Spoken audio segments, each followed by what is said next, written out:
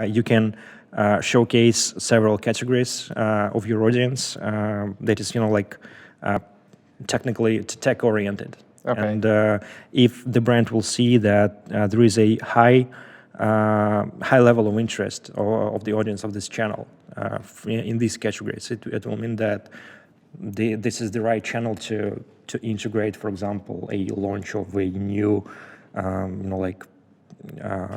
smartwatch.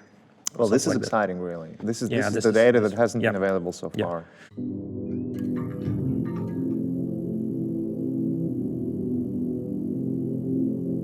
Hey everybody, Mediacube podcast is back from our Minsk studio. Me and Roman are together again, which is absolutely fabulous. Thank you, Roman, for being here. Thank you, Ivan. It means tonight. All right. Today we're going to discuss one more feature brought by YouTube to creators first and second to brands, to creators and brands actually. Because YouTube currently is heavily investing its resources and time into creating opportunities to connect brands with creators. Let's call them influencers in this case, because this is a brand-creator relations, which means they'll be advertising those brands, in which case they're influencers. So YouTube recently announced that they are turning partially into a influencer marketing marketplace. Right? Well, What is a marketplace? Let's describe it shortly, because maybe not everybody understands what it actually is. You all guys know that part of YouTubers' income is generated by branded deals, whereby a brand gets in touch with a YouTuber directly or via an agency, and YouTubers tell about this branded product to their audiences, which is actually influencer marketing, advertising. And there are actually two ways of building this business. One way is analog, I would call it, which is an agency model where you have people, communication, a lot of negotiations. The way like Mediacube ads. Yes, a lot of negotiations, discussing of costs, discussing of ideas, discussing of scripts, of drafts of the videos. So you have payments, like a lot of the whole set of questions, really huge. I mean, you need a lot of people who communicate 24/7 with brands and with creators. Yeah. So it implies really a lot of communication and a lot of discussions. The model, the agency model, which actually throughout the last couple of years proved to be most effective. Another model was an attempt to automate all these processes.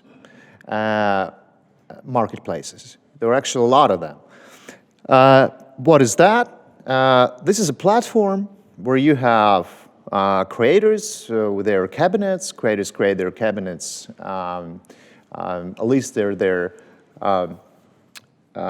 conditions of some audience insights, right? prices, etc., statistics.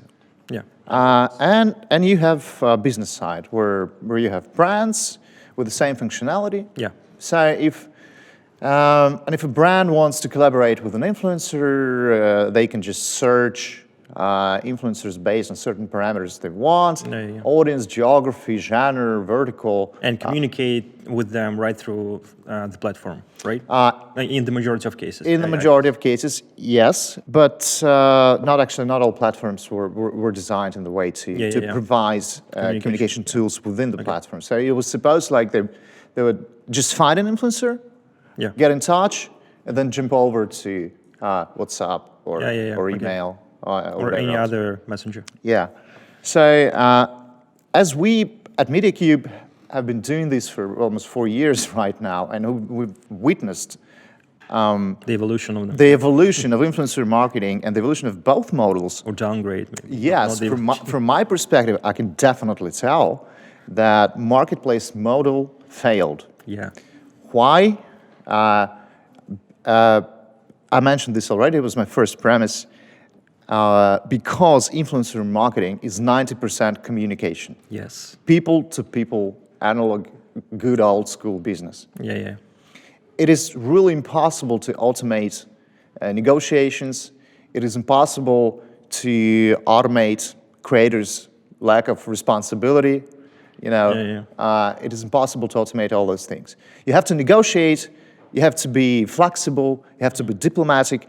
You have to make advance payments. You have to which make is advance very payments. Yeah, important, and we're not talking about financial side and economics, which is a separate, vague topic to discuss in this respect. But I would compare this, you know, to marketplaces. I would compare an attempt to build marketplaces in influencer marketing to an attempt to automate diplomacy. Like, you would never automate diplomacy. Yeah, right. You know? That's correct. You need people to see each other, talk, and make decisions. Yeah. Or to automate policy. You have to create this, you know, like level of trust Absolutely. between the creator and the agency, or between the creator and the brand directly. And without that, it's very, very difficult, you know, to that's right. To make consensus. So on the surface, marketplaces look like a perfect solution. Yeah. Like, you just have to do nothing. You create a cabinet, Yeah. and you sit and wait until you have hundreds of brands knocking on your door. And they just solve some kind of technical issues that arise. And You have thousands, and you think that you will have hundreds of brands knocking on your door, and you'll just be picking those that you like. At least it was marketed this way. And I believe it was marketed this way for brands as well. Yeah. Like, Right. you can find anybody you like. You can find anybody You go to want. your dashboard, you will, you know, like introduce Absolutely. your demand and Yes. find something. And it really worked until the point where you needed to communicate Yeah. and discuss. We need to give them some kind of the technical task, or how is it called? A brief. The brief. Statement work. So those marketplaces really worked until the point when you needed to communicate with influencers and discuss. Yeah. And hence, it was designed for brands and marketologists who were new in influencer marketing. At the point when they had to communicate with influencers, everything was fucking ruined. Yeah. Because you need, you know, people's experience to communicate with them. And at this point, the marketplaces and their investors understood that, well, yes, this is a fuck up, and we either hire more people and turn marketplaces to provide smooth communication, and turn marketplaces into an intermediate solution between automated solution and a good old school agency. Yeah. Or we just close the project. So this is what happened.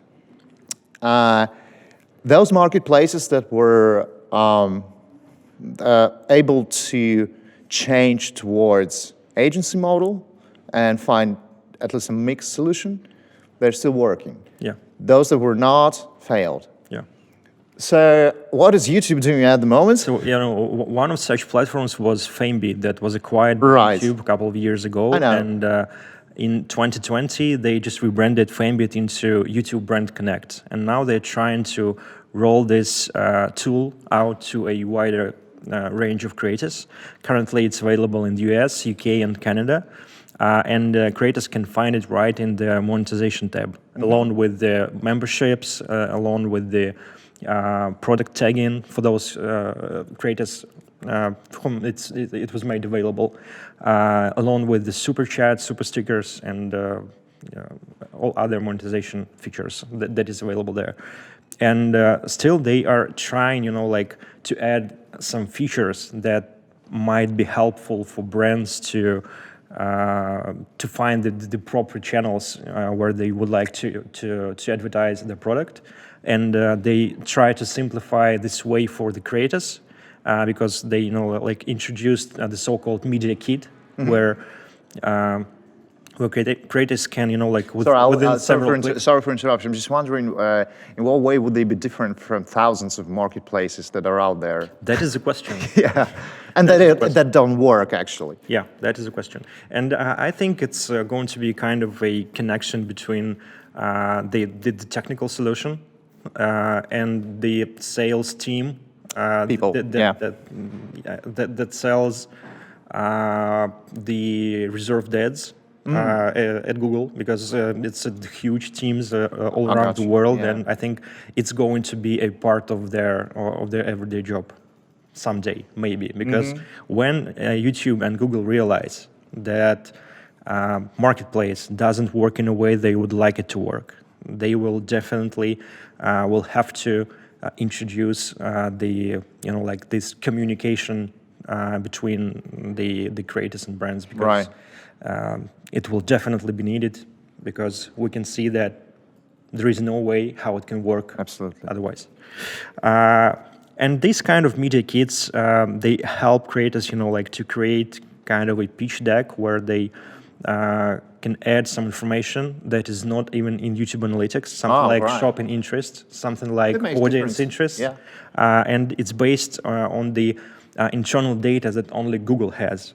And that's why it's very, this information that no other agency or marketplace that is outside YouTube will not have. Yeah, this makes difference. Yeah, it makes difference. And, from, as we discussed with you before the podcast, it may be, like much more, it's a kind of a way where the creator will just download the PDF with this media kit and just give it to the agency that represents him, and it will make it easier for the agency to communicate with the brand. And in this way, from this perspective, YouTube is helping creators to provide for the channel brand deals, and but it's going to be like outside the YouTube. They just give they just give a very nice tool for creators to be able to pitch themselves to brands, which is again a great mistake, I think, if they think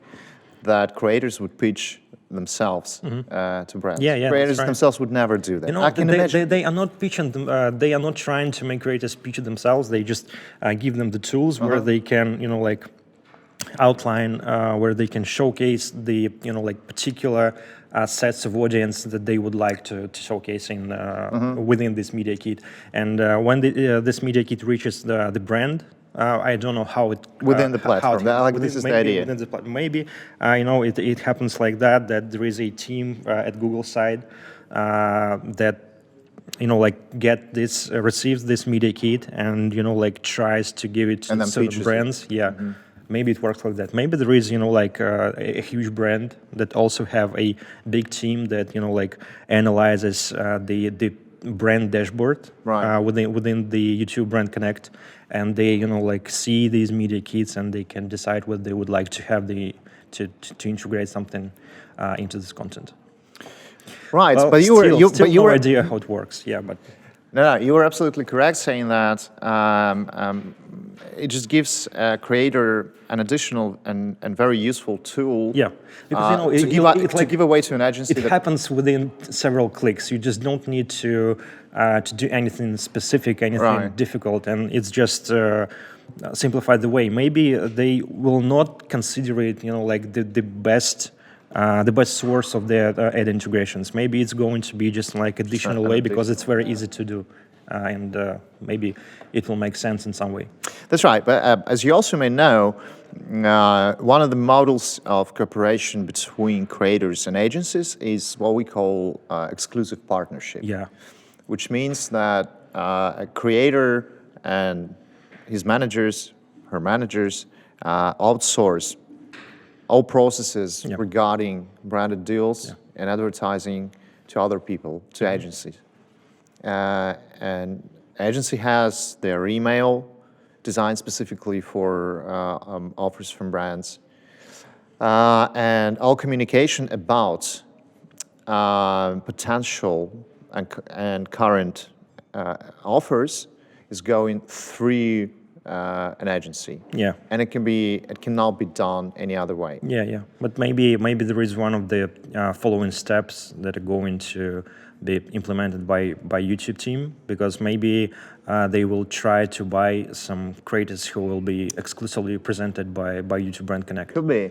Well, yeah. Because this is pretty logical. when they launch something big, they always spend a lot of money. We can see this from YouTube Shorts, product tagging. They would like to incentivize creators to start using it, because they invest in a lot in it from the technical point of view. Right. And if they do this, they are ready to spend money.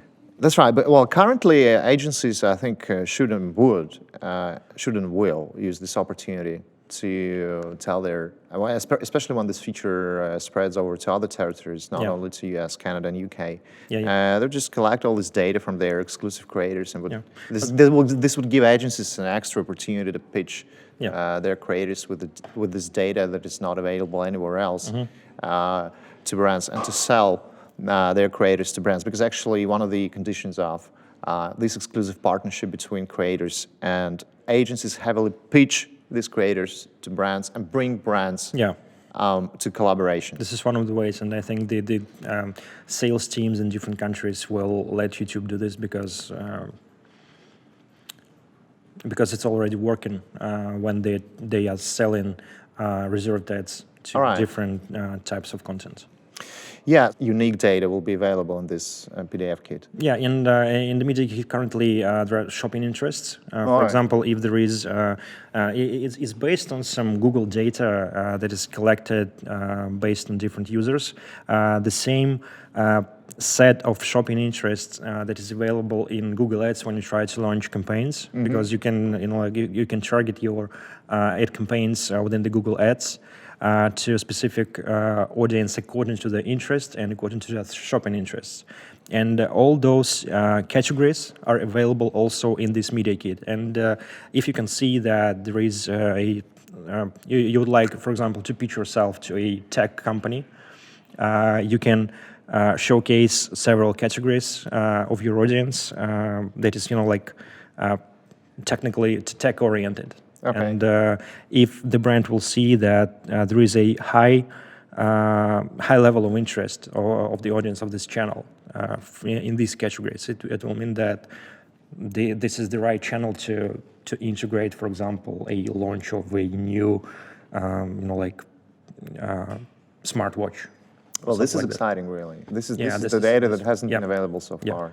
So this is the way how Google is leveraging their data that they have been collecting for decades, and now they do this right, I guess. Well, I believe this is the only thing that will work, and this is the only thing that will make difference. Yeah. But it's kind of a very good feature that might make difference, but we'll see. Right. Do you have any information or ideas about when are they going to expand this to other countries? No idea at all, and there is no information about they are telling us that they are going to roll this out to a wider range of creators very soon, but there are no, time limits for that, time frames, and they're just saying that they are going to. That's it. All right. So, currently, it's just only in the US, Canada, and UK, and it's only it's invite-only system. I see. Because it's not available for every creator who is eligible within these countries. It's still, there are certain criteria that we don't know anything about, that according to which YouTube is rolling this feature out.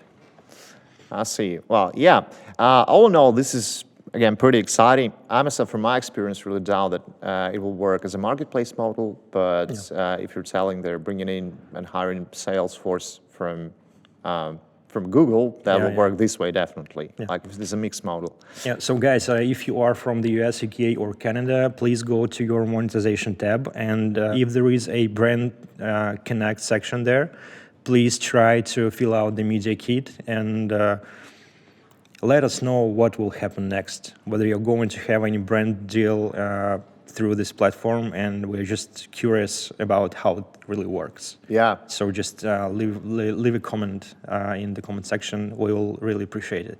Yeah. Thank you, Roman. Let's be winding up. This is definitely a great feature, but let's see how it works. And guys, yeah, I would really appreciate your feedback if you have an offer from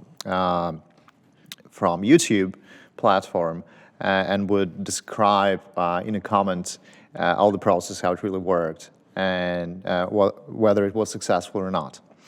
Okay, thank you, Roman. It was Mediacube podcast. See you pretty soon. Have a great week ahead. Bye-bye. Have a good day, mate.